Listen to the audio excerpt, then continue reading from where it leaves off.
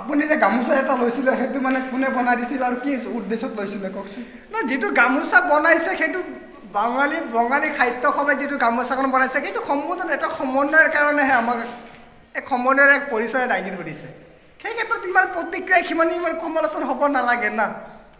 এতিয়া যদি কোনোবাই সমন্বয়ৰ নামত কাৰোবাৰ ধৰক বেলেগ জাতিৰ গামোচা আছে বা আপোনালোকে যিসকলক মিয়া বুলি আখ্যা দিয়ে তেওঁলোকে যদি লুঙিখন লগাই দিয়ে সেইটো গ্ৰহণযোগ্য হ'বনে? নাই সেইটো গ্ৰহণযোগ্য মানে কি, সেই ক্ষেত্ৰত বাঙালী সাহিত্য সভাই যিটো এতিয়া চাওক অসমত বহুতো জনগোষ্ঠীয়ে বাস কৰে, বহুত জনজাতিয়ে বাস কৰে। তো সেই ক্ষেত্ৰত মানে যিটো আমাৰ মাজত সমন্বয় আছে, অসমৰ যিটো স্বাভিমান সেইটো ক্ষেত্ৰত মানে সেইটো লৈ কিন্তু এনেকুৱা কৰিব নালাগে। তাৰ পিছতো যিহেতু বাঙালী সাহিত্য সভাই কৰিছে সেই ক্ষেত্ৰত মানে ইমান ক্ৰিটিচাইজ হ'ব নালাগে আৰু নকৰিলে হ'ল এইবিলাক লৈ। এতিয়া কথাটো হৈছে মানে আপুনি যদি কোনোবাই যদি এইটো লুঙিটো মানে লগাই দিয়ে গামোচাৰ লগত আপুনি সেইটো সমৰ্থন কৰিবনে? নাই এইটো সমৰ্থনযোগ্য নহয় বাৰু, সেইটো সমৰ্থনযোগ্য নহয়, কিন্তু সমন্বয়ৰ নামত এইবিলাক বস্তু ইমান ক্ৰিটিচাইজ হ'ব নালাগে আৰু চবেই যিটো একেলগে আছোঁ ভাতৃত্ববোধ যিটো আমাৰ মাজত আছে তো সেইটো ভাতৃত্ববোধ থাকিব লাগে। আপুনি ভাবেনে ইয়াক সমন্বয়ৰ নামত ভেঙুচালি হৈছে অসমীয়া গামোচাখনক এক মানে কি ক'ব ইয়াক মানে ইনচাল্ট কৰা হৈছে বুলি ভাবেনে আপুনি? ইনচাল্ট কৰা মানে কি, এইটো মানে বাঙালী সাহিত্য সভাই যিটো গামোচাখন দিছে সেইটো মানে ইমানো মানে কি এতিয়া দুইটা গামোচা সেইটো গামোচা হয় সেইটোতো বেলেগ বস্তু নহয় ন। সেইটো গামোচা দুটা গামোচা একেলগ কৰিছে, সেইটো সমন্বয়ৰ এটা পৰিচয় দাঙি ধৰিছে, তাৰ বাহিৰতো একো কৰা নাই। আপোনাক দেখা পাইছোঁ যে সেই গামোচাখনৰ লগত আপুনি পূৰা হাঁহি হাঁহি ফটো উঠিছে, সেইটো মানে কি মানে সেই হাঁহিটোৰ মানেটো কি কওকচোন? নহয় হাঁহিটোৰ মানে কি, এতিয়া চাওক কোনোবাই যদি সম্বোধন জনায় তেতিয়া মই এজন মন্ত্ৰী হয় তো আপোনাৰ মন্ত্ৰী হ'ব পাৰোঁ, সিহঁতৰ মন্ত্ৰী হয়, গোটেই অসমৰে মই মন্ত্ৰী হয়, সেই ক্ষেত্ৰত মোক যদি কোনোবা সম্বোধন জনাইছে মোক সন্মান জনাইছে সেইটো ক্ষেত্ৰত মোৰ হাঁহিটো আহিবই ন। এতিয়া এই গামোচাখন সৃষ্টি কৰাৰ মানে আঁৰত শিলাজিৎদেৱৰ কিবা হাত আছে বুলি ভাবে নেকি আপুনি? শিলাজিৎ ডাঙৰীয়া এটা পাগল।